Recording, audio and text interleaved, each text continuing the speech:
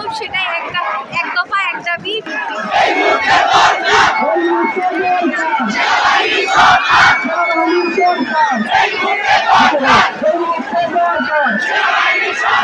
আমি সাভার থেকে আসছি, আমি গার্জিয়ান হিসেবে আসছি, এটা আমাদের নৈতিক দায়িত্ব। ঘরে বসে তাকে পারছি না। আমার 5.5 বছরের বাচ্চা কাল থেকে কান্নাকাটি করতেছে, আমিও যুদ্ধে যাবো, 5.5 বছর পরে আমার ওয়াইফও আসতেছে, আমার ভাই বোন সবাই আসছে। কারণ আমার বন্ধু 21 থেকে মারা গেছে গুলি খেয়ে, আমার খুব ঘনিষ্ঠ বন্ধু, আমার রুমমেট ছিল, সেও মারা গেছে। এই অবস্থায় আমার শরীরে রক্ত টকবক করে দিচ্ছে, আমরা ঘরে বসে থাকতে পারছি না। আমরা সেই জন্য আমরা ছাত্র জনতার সাথে একত্রিত ঘোষণা করেছি।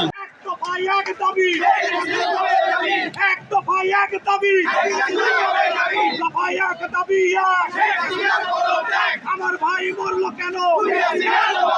আমার ভাই কবরে। রক্ত ফেলার পরে আসলে সমঝোতার তো কোনো বিষয় থাকে না, সেখানে কোনোভাবে এটা মেনে নেওয়া যায় না।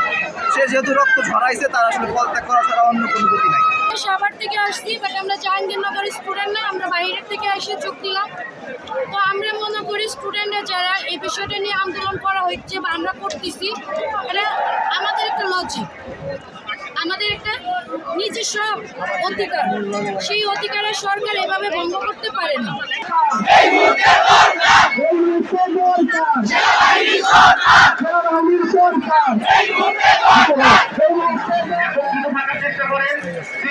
আসবে ইনশাআল্লাহ।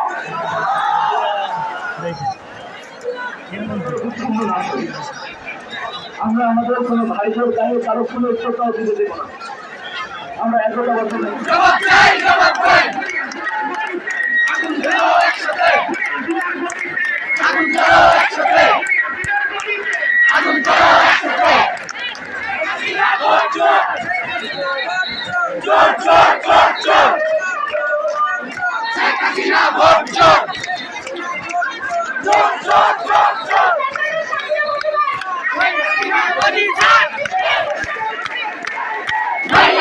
Hey,